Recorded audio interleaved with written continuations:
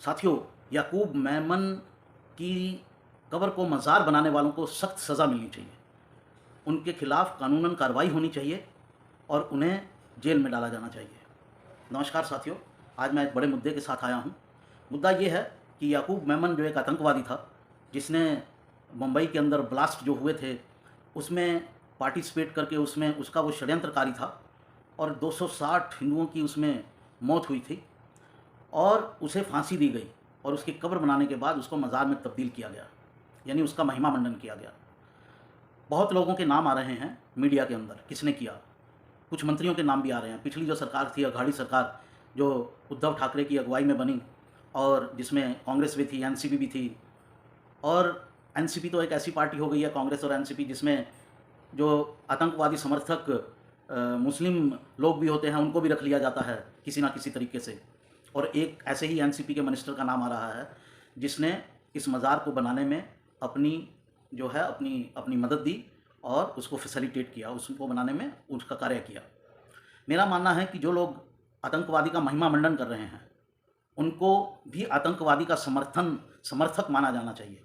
और जो आतंकवादी के समर्थन में जो कानून की धाराएं लगती हैं, वो कानून की धाराएं उन सब पर लगानी चाहिए। महाराष्ट्र सरकार को एक कमेटी बिठानी चाहिए, चाहे इंटरनल बनाए, चाहे अलग से बनाए, जैसे भी बनाए, वो आइडेंटिफाई करें कि किन किन व्यक्तियों ने ये काम किया और किसने परमिशन दी, और उन सब के खिलाफ वो धाराएं लगाएं जो आतंकवाद को समर्थन देने वालों पर लगती हैं। यही तरीका है इन चीज़ों को रोकने का, और कोई तरीका नहीं है। और इस काम में जो महाराष्ट्र की मौजूदा सरकार है, शिवसेना की अगुवाई वाली, और बीजेपी उसका मुख्य घटक है, उसको इसे देखना चाहिए। केंद्र सरकार को भी जो निर्देश हों वो इस बारे में देने चाहिए, क्योंकि ये एक राष्ट्रीय मुद्दा है। याकूब मेमन एक आतंकवादी था और आतंकवाद पूरे भारत को प्रभावित करता है, किसी स्टेट को नहीं।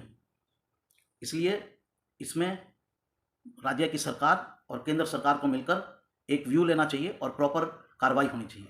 अगर आप मेरी इस बात से एग्री करते हैं तो मेरे इस वीडियो को ज़्यादा से ज़्यादा शेयर कीजिए और ज़्यादा से ज़्यादा लाइक कीजिए, ताकि हम as a group, as a हिंदूवादी ग्रुप, हम सरकार पर यह दबाव बना सकें कि सरकार ऐसा करे। ऐसा मैं क्यों कह रहा हूँ? क्योंकि मुझे उम्मीद नहीं है कि महाराष्ट्र की जो सरकार है, महाराष्ट्र की जो सेकुलर बीजेपी शिवसेना की सरकार है, सेकुलर सरकार, वो ऐसा कुछ करेगी। और केंद्र सरकार ने तो ऐसे मुद्दों पर जहाँ पर कहीं मुस्लिम जुड़ जाते हैं, कोई भी कदम उठाना बंद कर दिया है। तो चुप करके बैठ जाते हैं, चुप्पी साध लेते हैं, कोई कदम नहीं उठाते हैं।